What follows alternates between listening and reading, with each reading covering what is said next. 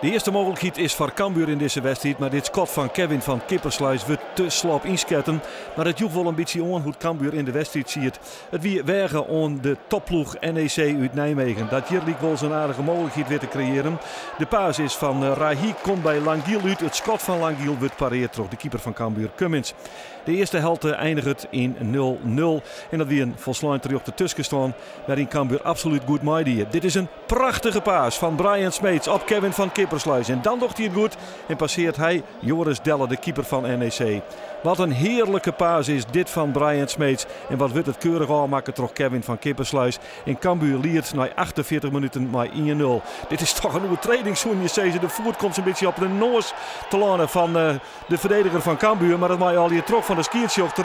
En dan kan er gewoon een 1-1 maken worden. Tja, er is wel wat over te zeggen. Rahi krijgt de goal op zijn namen. En dan had Cambuur het lid weer op de noos. Dit is balverlies van Mannes op het middenveld. Dat is net goed voor Cels. En dan kan NEC er razendsnel uitkomen. Maar hier de paas naar de rechterkant. En dan is het de keeper. Uitkomen, net uitkomen, vol uitkomen. Nee, net uitkomen. Ja, en dan is het een kwestie van eroverheen lopen. Hij docht het meer als voortreffelijk wat je zei voor Cels. Rahi lopt hem er heerlijk doorheen. En dan rent Cambuur weer achter de feiten om. Dit is invaller Mathieu. Bam!